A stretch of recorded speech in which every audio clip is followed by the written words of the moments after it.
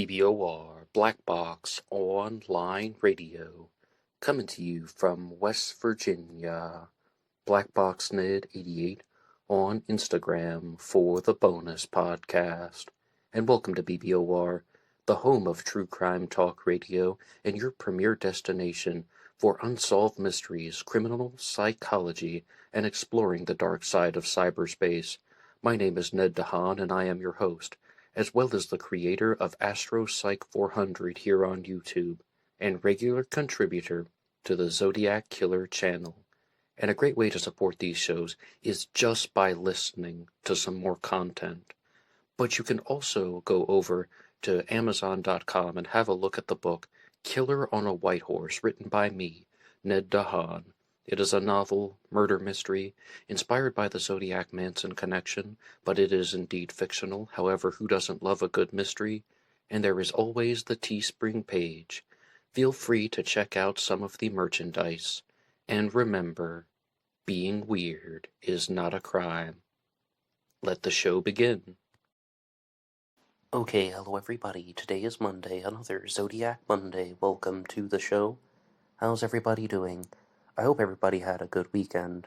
Firstly, I would like to give a big thank you to everyone who listened to the most recent Anything Goes Friday segment on the murder of Alexander Litvinenko, a story that took the world by storm in some of the earlier parts of the new millennium, and it involves a lot of international business, so to speak, and Alexander Litvinenko is thought to have been the first person to have been murdered by polonium poisoning. And I also have to apologize once again to you guys for not releasing my weekend segment on the story of JonBenet Ramsey. I had what I thought was just a sore throat, and I was unable to record one of the few times I've taken a sick day from Black Box Online Radio. But it turns out I have finally come down with COVID-19, and I'm mostly fine. It's just, I thought the pandemic was over in the United States of America, but I've noticed that more and more people are undergoing self-isolation like they did in the older days. The older days, yes, like back in 2020, 2021, and I am currently undergoing self-isolation as well, even though I am mostly back to normal. So I've been using this time to read lots of true crime books, articles, and watching videos, of course, here on YouTube. And firstly, I would like to respond to some of the material for the JonBenet Ramsey series, just to vent a little bit. And that is that I was doing this book discussion on Presumed Guilty by Stephen Singular, and 170 pages into it, and he's not getting to the point. I wanted to do this book discussion because he was talking about how there could be this possibility that JonBenet Ramsey was not murdered by someone in the family, but rather by a sex ring in Boulder, Colorado, who had done some similar crimes to girls, that they were actually busted. 170 pages into the book, he has not even made an attempt to truly establish that link, other than saying that acts of bondage were involved, but they were very different. So I'm a little bit frustrated with the book itself. However, one thing that I've been meaning to do for a couple years now, actually, is to do a book discussion on The Death of Innocence, which was written by JonBenet's parents, John and Patsy Ramsey. And I know that a lot of people are going to be very skeptical, but they're going to be like, well, they're just liars. Let's find out. If we can catch them in a lie, why not? So I'm going to be exploring that in the near future for the weekend segment. On the weekends, I've launched this new series of episodes, as previously stated. So if you would like to follow along with all of these true crime discussions, I invite you to like and subscribe to the channel. And also, one final note. On Friday, I will be getting back to the story of Jack the Ripper for the Anything Goes Friday segment. So, again, lots of things happening here on Black Box Online Radio. You can always like, subscribe, and share with your friends and family on social media if they're into true crime cases and unsolved mysteries. And another great way to help out is to go over to BuyMeACoffee.com. There's a link to that in the description box. BuyMeACoffee.com allows you to make a donation or a contribution to help support the show, and anybody who does so will get a shout out here on Zodiac Monday. But because this is the Zodiac Killer News Report, I would like to go to a genuine piece of Zodiac Killer news because a lot of people were asking about the new documentary that is being made on the myth of the Zodiac Killer. And I was posting something online, actually in a Facebook discussion group about the Zodiac, and Thomas Henry Horn, the author of The Myth of the Zodiac Killer, decided to respond by saying, actually, the documentary they're working on more or less starts with my book, which would take 13 plus hours on its own, and then goes further with it. I don't know very much because I do know that they are all excited by some things they're saving to surprise me, so I really advise people to read my book first. I have no idea how long it will be, or if it actually makes on air, or you can wait and read the book after. I'm also about to launch a whole new subscriber forum to discuss the Zodiac Killer in a cold case group, and we will go through the case file in their entirety, analyze how each investigation actually progressed, where it actually stopped, and what the evidence actually was. But I have to wait and see what they use on the show, and whatever they don't use, I can use. But I can definitely start showing things about Hal Snook's military career. That's his Zodiac suspect. There will be a dedicated subscriber-only live Stones Unturned YouTube episode dedicated to the Zodiac, and some of those can have guest experts like Drew Beeson, Ross Gerasi, and Ned DeHaan. That's me. But if you haven't read the book, then I encourage you to do so. And by the way, I can tell you that it's a lot of the same people who did The Search for Murray and other top-notch documentaries, so at least we know it's going to be pretty good. But they definitely go beyond my book. Well, I do appreciate the comment from Thomas Henry Horn, and there's so many things that we can respond to in that little segment there. Firstly, guest expert, I am not an expert on anything Zodiac related or true crime related. I am very clear. I am just some guy who reads books and watches documentaries and reads articles online like anybody else, and I respond to them because that's what the internet is for. But Drew Beeson is very good at stitching together different ideas that he finds, especially going through old articles and so on, and old documents, and making connections. I think Drew is good at that. Ross from Planet X Filmworks, the other guy mentioned, he is very good at paying attention to details and understanding ideas and like catching something that doesn't quite make sense and pointing that out and highlighting it. So those guys, guest experts, sure. Me, I'm just some guy online. But as far as the subscriber-only stuff, I really have no comment about that. I'm much more curious about what's going to be in this documentary for the Myth of the Zodiac Killer, and I don't really know how they're going to make it going beyond Thomas Horn's book and have new material that is not centered on his book for a documentary called The Myth of the Zodiac Killer.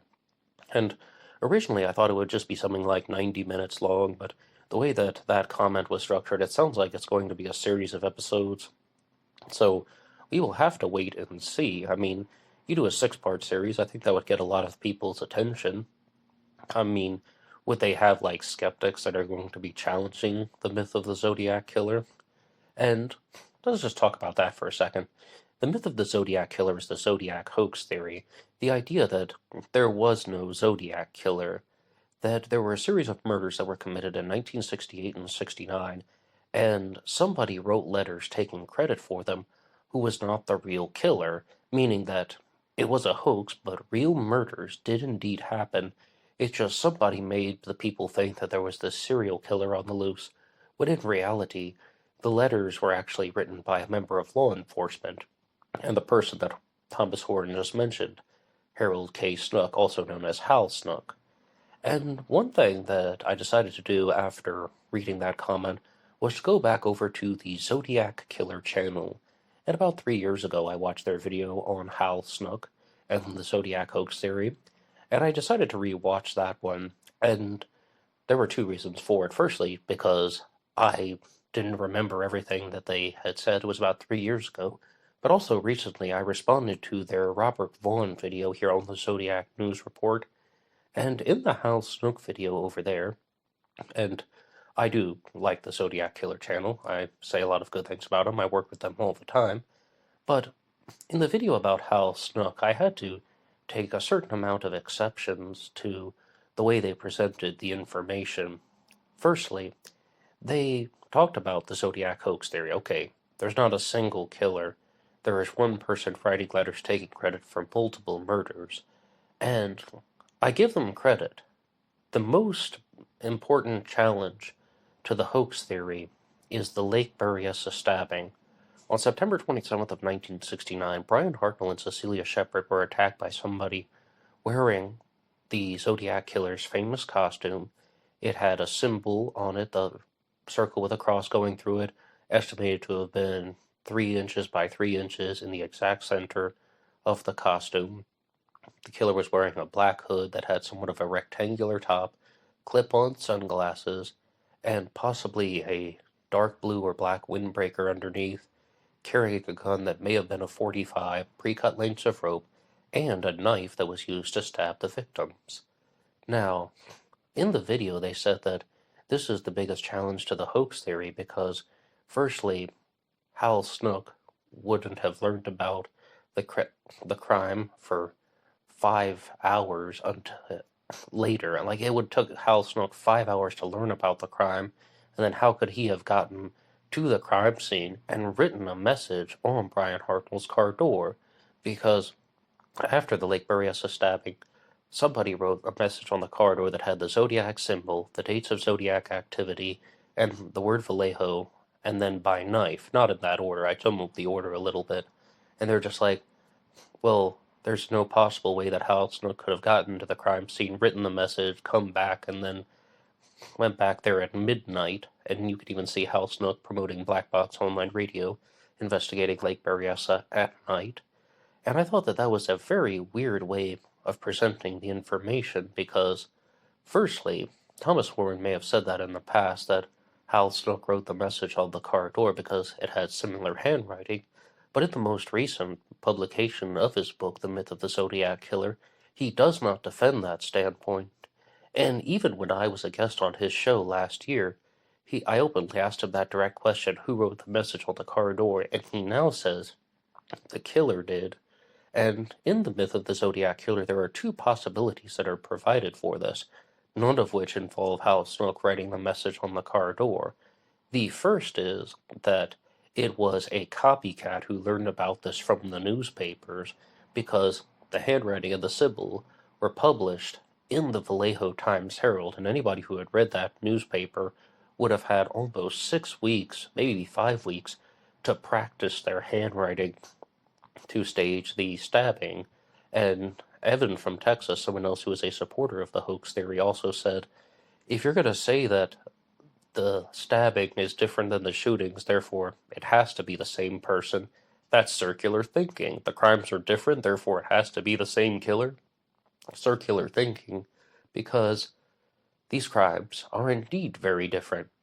The first two Zodiac crimes were the Lake Herman Road murders that were committed by gun, the Blue Rock Springs shooting that was a shooting committed by gun, then the Lake Berryessa stabbing committed by knife, and it even says by knife on the car door.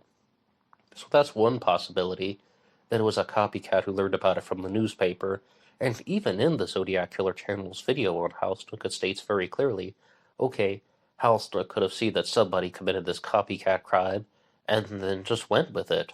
But someone in the comment section even pointed out the Zodiac said almost nothing about Lake Berryessa in the letters. It just said, I'm responsible for the kids in the North Bay area. So you can take that for what you will. I mean, like, the Zodiac didn't really incorporate too many things from Lake Berryessa into the letters that were written by the killer, taking credit for it. So the other possibility, and I think this is the bigger challenge to the Zodiac Killer's video, is that you would have to have either Hal Snook running back and forth all the time, or you would have to have two different hoaxers operating in tandem, well, that's just impossible, and it's just like this giant wrench that is thrown into the theory. Not exactly, because in the myth of the Zodiac Killer as well, if you read the book, it states that an active participant could have been involved. And it just there was more than one person in this arrangement.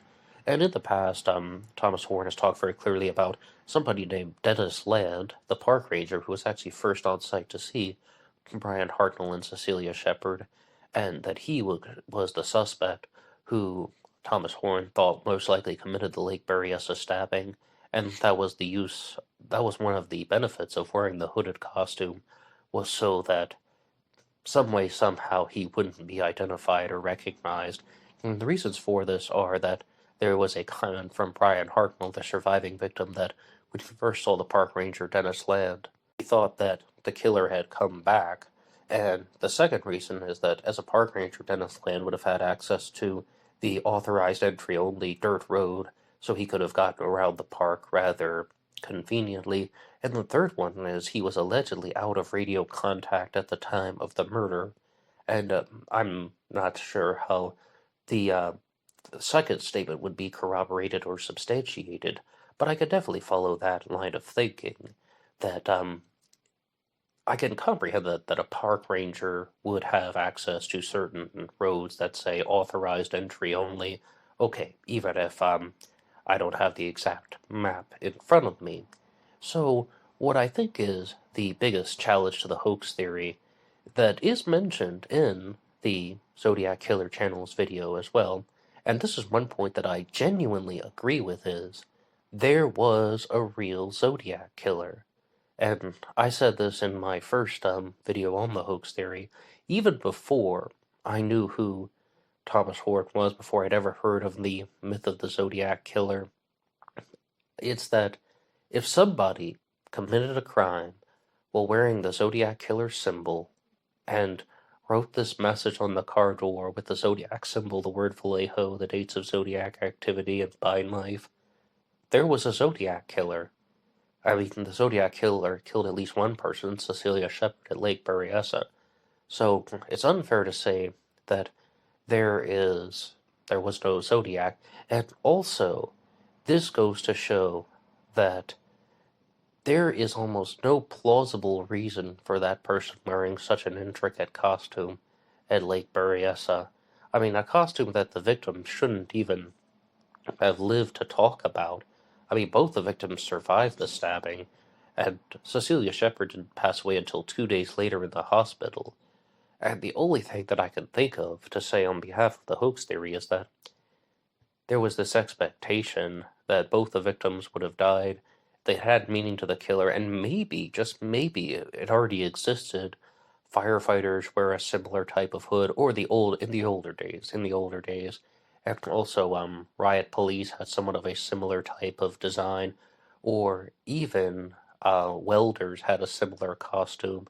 To recap the points, I think that it's perhaps not the best point that Hal Snook wouldn't have had time to learn about the crimes and draw some type of Zodiac Killer connection, or even the possibility that Hal Snook just simply took advantage of a Zodiac Killer copycat and incorporated it into the Zodiac Killer lore, if he indeed did write the letters. And I'm not really seeing anything in that exact scenario that proves the hoax theory wrong. Instead, the point that I agree with is that there was a real Zodiac Killer, and that there was a crime that was committed under the name of the Zodiac. And also, I just would like to drop the reminder to you guys that the Zodiac Killer does do a podcast called Serial Killers Z to A, which I am a part of, and I'm the narrator for that one. And you can get that anywhere you get your podcasts, including iHeartRadio and Spotify. So I invite you to have a listen if you're curious about some different things involving the Zodiac case. And I would like to switch gears and talk about a different Zodiac Killer suspect, and that is Richard Gaikowski. Last week on the Zodiac Killer News Report, I was talking a lot about Gaik, and I received a message from Andrew WVA who says, "Hi Ned, I wanted to discuss and get your feedback on two things related to the year 1956 and how they could possibly tie into the Zodiac case. Also wanted to mention that I've been enjoying your recent episodes, especially the Zodiac Monday segment. On January 29th of 1956, ABC Network showed the Mikado on network television for the first time. This was the 1939 film version. Millions of viewers in the United States would have been able to see this comic opera at home, and many of them presumably for the first time. A few months later, on May 1st of 1956, a letter to the editor was published in the Daily Press, a Virginia newspaper. The letter was authored by Richard Gaikowski, who was in military service at the time of the state. Richard was commenting on a public school in Virginia that planned to close rather than racially integrate, and he made some very valid and intelligent points on the subject. I've included an image of the article as an attachment, and special thanks to Z searcher Uncle Sporkums who posted it on Tom Voigt's website. One of the main things that stands out is Richard's reference to a comic opera. Perhaps Richard was a fan of them and could have seen or watched The Mikado in 1956 for the premiere on ABC. Also notice Gaikowski's line about plunging their children into darkness and compare it to the Zodiac's Mikado quote, "Then he plunged himself into the billowy wave." Anyone familiar with the comic operas at the time would have also known about Gilbert and Sullivan, of course. Richard's letter also contains spelling errors. Supposedly, odors, Christian, and tolerant are also spelled incorrectly. His spelling problem appears to have been a lifelong problem and may have been vision-related. Gaikowski also made numerous spelling errors in his Albany Knickerbocker News articles. I'm guessing that Richard totally forgot about this letter by the time 1969 rolled around. In any event, it shows that a young Gaikowski was a bad speller, wrote at least one letter to a newspaper, and was apparently a fan of comic operas. A really underrated find by Uncle Sporkums and perhaps worthy of discussion on your channel.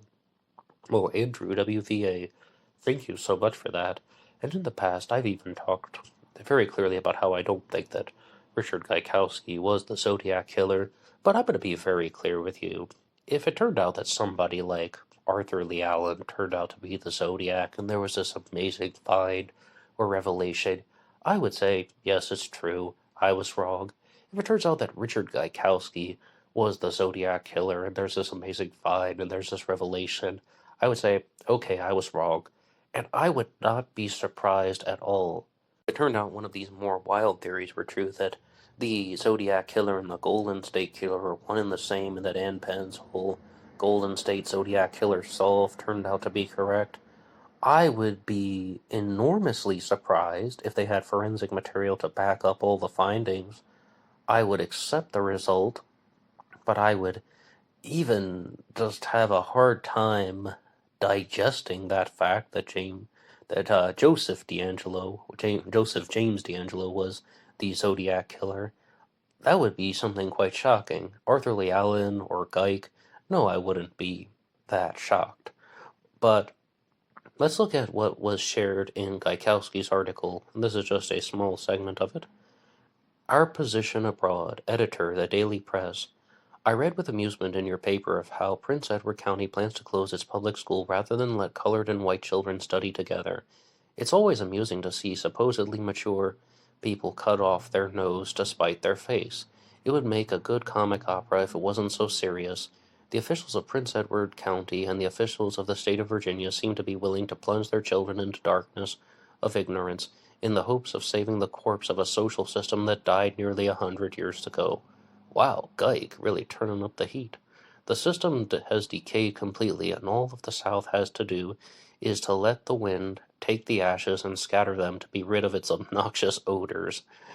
And yeah, that's the word that's spelled incorrectly, Oders. What is more important, though, than the closing of schools, the riots, and the unchristian injustice is the impression the current racial problem leaves on the fast-rising Africans and Asiatics. The pendulum of world power seems to be swinging in their direction. They have shown, by the way, the present big powers are no longer disregarding them, that they have the ability, manpower, and resources to grasp it in a couple decades.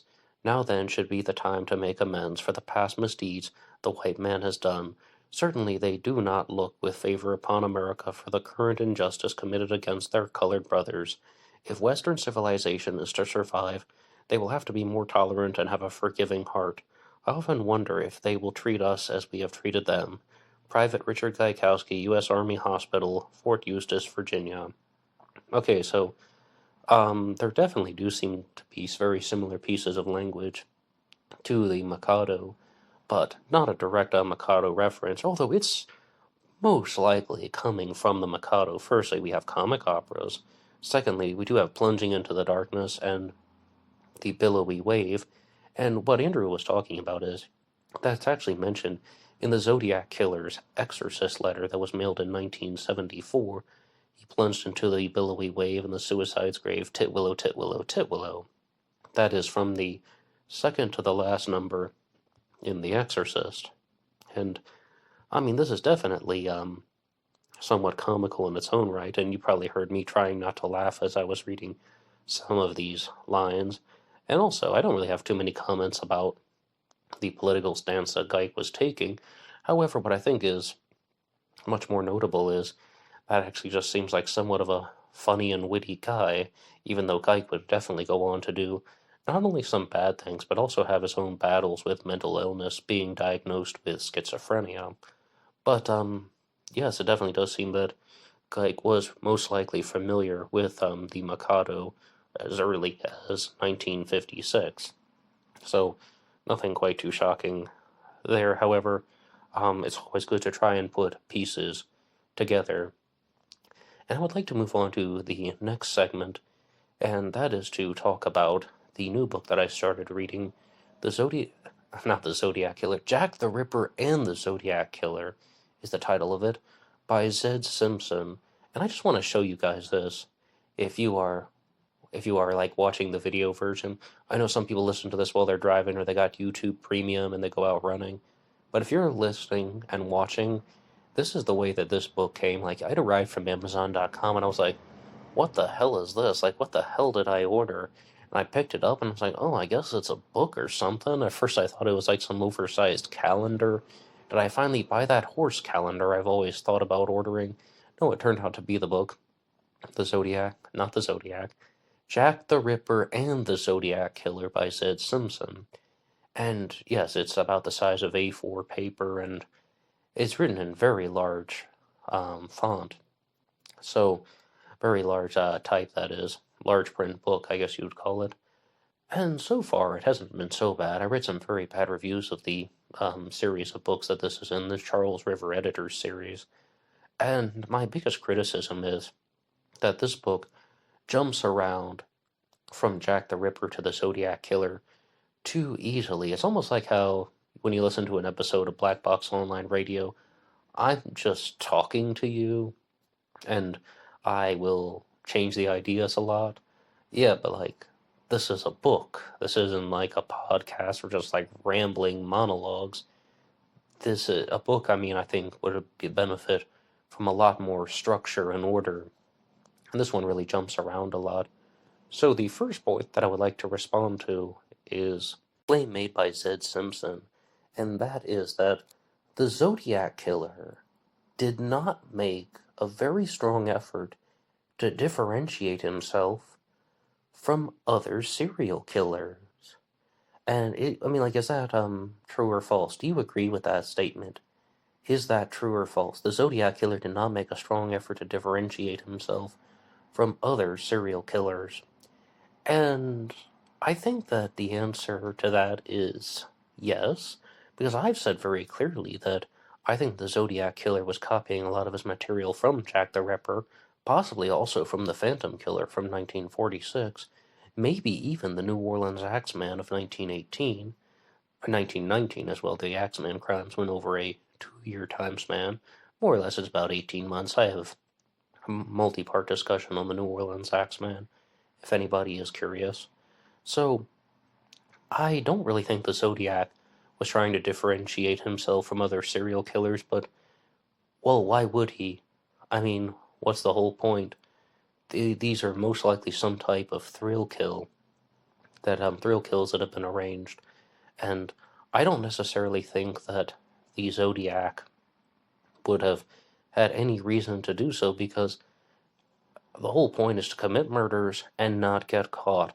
What else really is there to do? I mean, the Zodiac isn't even being original with his ideas. Let's look at some of the points that we were just talking about with Gaikowski and the Mikado. So many things that are found in the Zodiac Killer's letters come from the Mikado. So many things that are coming from Gilbert and Sullivan. And there are numerous other points, like I talk about how there was a very convincing presentation from Skating Crow Productions that said the Zodiac was inspired by The Wasteland by T.S. Eliot.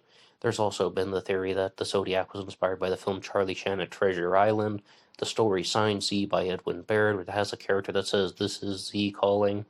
And a big difference with that one is that the killer in that one targets the president of banks, but a very similar operation. And I mean, so the Zodiac isn't using original ideas, and but not a lot of people would have known that. Not a lot of people would have been aware that the Zodiac was just copying and pasting from other people's material and trying to act like he's some type of super criminal. I mean, this is something that people will be like, "Oh, how creepy. Oh, what an evil person. This person's hunting people for sport," which comes from where? The Most Dangerous Game, or one of the variants of it. So, I mean, no, I don't think the Zodiac Killer really had any need to differentiate himself from other serial killers. When you think about all the serial killers out there, not all of them are taunting serial killers. No, absolutely not. Instead, they have something that is the commonality. They have something in common. They want to kill. They want to commit crimes. They want to inflict terror and pain and misery upon society, upon specific types of people. Maybe they only target women, maybe they target men, or in the Zodiac's case, they target both. Now, one person who targeted different types of people was Theodore Kaczynski, and I've been talking a lot about the Zodiac Unabomber connection because first I was reading the book Exposed by Mark Hewitt, and then I said I also wanted to read the book that came before that, The Unabomber and the Zodiac by Douglas Oswell, and I have been reading that one, and I have to tell you, more so than the Jack the Ripper book, that one is a page turner. I mean, I'm really quite surprised how focused and pulled in I get to The Unabomber and the Zodiac by Douglas Oswell. And in the segments from that one that I've been reading, I've noticed a handful of different observations. Before I even share those with you, I have to respond to a comment from Tom Voigt of ZodiacKiller.com, which he left here on Black Box Online Radio when he said that the Zodiac Killer was a domestic terrorist, and anything that people think of about him hating women just comes from profiling by John Douglas and so on. The fact of the matter is, the Zodiac was just somebody who made threats to detonate a bomb, to target a school bus, to go after children. He's threatening the general public. The Zodiac also threatened to go on a kill rampage.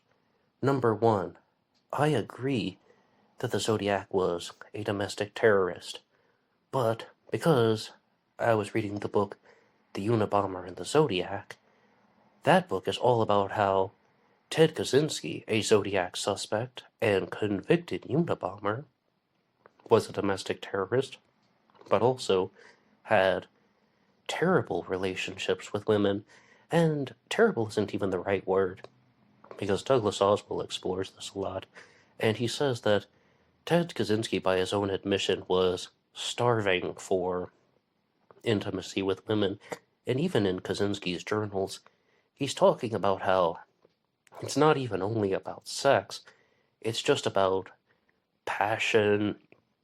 I'm trying to think of a word other than intimacy that he used. There was definitely one. It's almost just female interaction, appraise, approval, all of those types of things, because he never had a functioning sexual relationship with a woman. He tried, but he never really got past kissing with girls, and I'm just going to leave it at that. So, with Kaczynski, he was a domestic terrorist, but so many of his problems seem to be sexual in orientation. Going back to the Zodiac killer's Lake Berryessa stabbing, Douglas Oswell points out very clearly that the Zodiac may have been sadistic, but he was not a sexual sadist, and he was also someone who tied up the victims at Lake Berryessa and stabbed them with a knife. But there's almost no sadistic element involved in the bindings. Stabbing them, sure, but not in the bindings. That was done, almost certainly, to immobilize the victims. And what happened was Brian Hartnell and Cecilia Shepard were hog-tied. Their hands were tied to their feet or their ankles, more or less, so they were all behind their back and they couldn't move. That was not sexual in its operation. It was just to keep the victims from moving around so the killer had access to stab them, or he could stab them in a way that so they couldn't fight back. A very cowardly move, but that's what the perpetrator did all the same. And I do tend to agree with that. So, if we are ever able to identify the Zodiac killer in the near future, I expect that we're going to find out that there were loads of sexual problems that this person had growing up, particularly in his teenage years as well as in his early 20s. But that's just me, and I think that's where we're going to have to leave it at for now. The final thing I'd like to do on this episode is to get to your shout-outs from the supporters. Firstly, we have one from Batman66 who says, "Love me some Jack the Ripper, love me some Zodiac." And this was a super thanks that was left on YouTube. And we also have one from Andrew WVA, a commenter from previously, who said listen to BuyMeACoffee.com. And it says, "From one West Virginian to another." Hey, thank you so much. Black Box Online Radio is always coming to you from West Virginia in spirit. And I do thank you, Andrew WVA, for all of your support and everything that you have shared for this show. And thank you to everyone else who has left donations and contributions in the past on either BuyMeACoffee.com or the Super Thanks on YouTube. Well, that's all from me now here on Zodiac Monday. Anybody can write the show at blackboxonlineradio at AOL.com. You can also get me on Facebook. My personal Facebook is in the description box. And there's always BlackBoxNet88 over on Instagram. See you there for the bonus podcast. Goodbye.